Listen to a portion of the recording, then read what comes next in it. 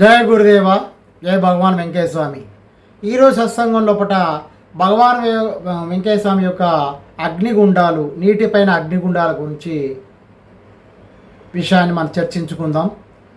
స్వామివారు పెన్నవద్వేలు తిప్ప, నెల్లూరు జిల్లా ఆంధ్రప్రదేశ్ నెల్లూరు జిల్లా పెన్నవద్వేలు తిప్పలో చాలా రోజులు గడిపారని మనందరికీ తెలిసిందే.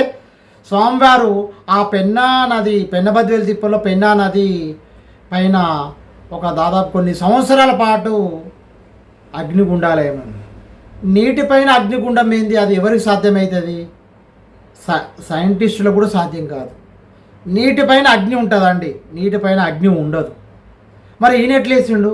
ఆయననే శ్రీమన్నారాయణ అవతారం కాబట్టి, అవధూత కాబట్టి, సద్గురు స్వచ్ఛమైన అవధూత కాబట్టి నీటి గుండాలేసిండు.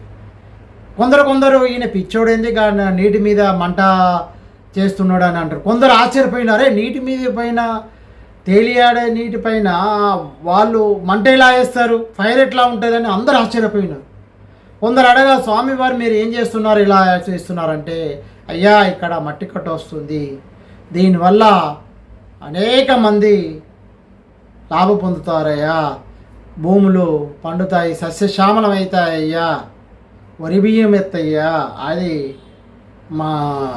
మనకు చెప్పడం జరిగింది. అదే ఇప్పుడు మనం చూస్తున్నది సోమశిల ఎత్తు డ్యామ్ అనేది.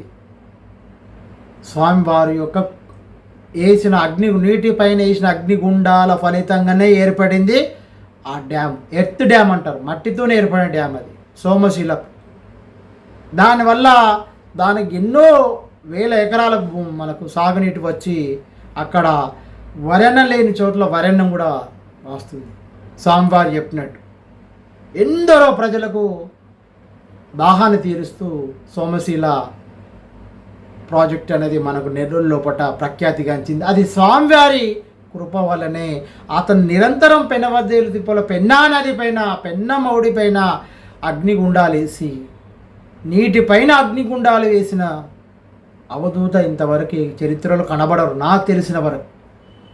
నీటిపైన నడిచేవారు ఉంటారు కావచ్చు, నీటిపైన అగ్నిగుండాలు వేసి జనహితం కోసం మనకు చేసిన మహాకర్మయోగి ఆయన్ని భగవాన్ వెంకయ్య స్వామి, అవధూత సాక్షాత్ శ్రీమన్నారాయణుడు.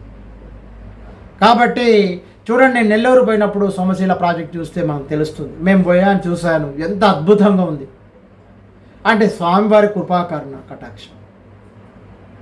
ఆ రకంగా అతను నిరంతరం మానవహిత కోసమే ఎంతో కార్యక్రమాలు చేశారు. ఆ రకంగా నీటిపైన అగ్నిగుండాలు వెలిగించి కర్మను దగ్ధం చేసి దానిపైన కట్టడానికి మూల కారణమైన వాడు. అతని అనుగ్రహం వల్లనే ఆనకట్ట వచ్చింది సోమశిల. దానివల్ల అనేక మంది మేలు జరుగుతుంది. ఈ రకంగా స్వామివారి అనుగ్రహం చూడండి. నీటిపైన అగ్నిగుండాలు వేసిన మన భగవాన్ వెంకయ్య స్వామికి మనకు సదా కృతజ్ఞత, ఆయనకు ధన్యవాదాలు తెలియజేస్తూ, ఇంతటి మహాన్ భగవాన్ వెంకయ్య స్వామి మనకు దొరకడం అదృష్టం. ఆయన సమాధి గొలగమూడిలో ఉన్నది నెల్లూరుకి 10 కిలోమీటర్ దూరంలో ఆంధ్రప్రదేశ్ లోపల ఉండడం జరిగింది. కాబట్టి దర్శనం చేసుకోండి. నెల్లూరు జిల్లాలో సోమశిల ప్రాజెక్టు కూడా దర్శనం చేసుకోండి. ఈ రకంగా అగ్నిగుండాలు నీటిపైన వేసిన మన స్వామి. జై గురుదేవ, జై భగవాన్ వెంకయ్య స్వామి.